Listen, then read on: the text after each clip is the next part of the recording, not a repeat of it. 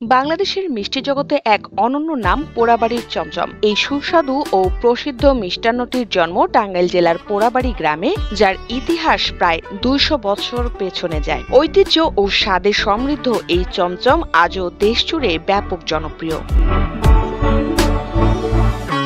ধারণা করা হয় ব্রিটিশ আমলে রাজশাহীর নবীনচন্দ্র দাস পোড়াবাড়ি সফরে এসে নতুন ধরনের এক মিষ্টি তৈরির ধারণা পান। পরবর্তীতে স্থানীয় কারিগরদের সহায়তায় তিনি তৈরি করেন চমচম, যা তখন থেকেই জনপ্রিয়তা পেতে শুরু করে। ধীরে ধীরে এটি পোড়াবাড়ির নিজস্ব পণ্যের রূপ নেয় এবং পোড়াবাড়ির চমচম নামে স্বতন্ত্র পরিচিতি লাভ করে। চমচম তৈরিতে মূল উপাদান হিসেবে ব্যবহৃত হয় খাঁটি দুধ, চিনি এবং বিশেষ ধরনের ময়দা। কিন্তু এই মিষ্টির বিশেষত্ব মূলত এর ভিন্নধর্মী রং, স্বাদ ও টেক্সচারে। পোড়াবাড়ির পানি ও জলবায়ু নাকি চমচমের স্বাদে বিশেষ ভূমিকা রাখে বলেও স্থানীয়দের বিশ্বাস।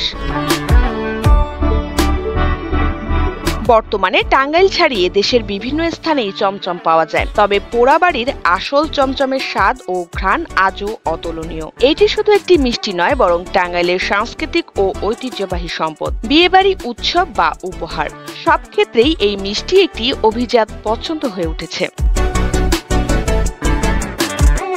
দীর্ঘ ২ শতক ধরে পোড়াবাড়ির চমচম যেমন স্বাদের ঐতিহ্য বহন করছে, তেমনি বাংলার মিষ্টির জগতে এটি এক অনবদ্য ইতিহাসও রচনা করেছে। ইন্দ্রাণী মুখার্জি, ডেস্ক রিপোর্ট, সকালের বাণী।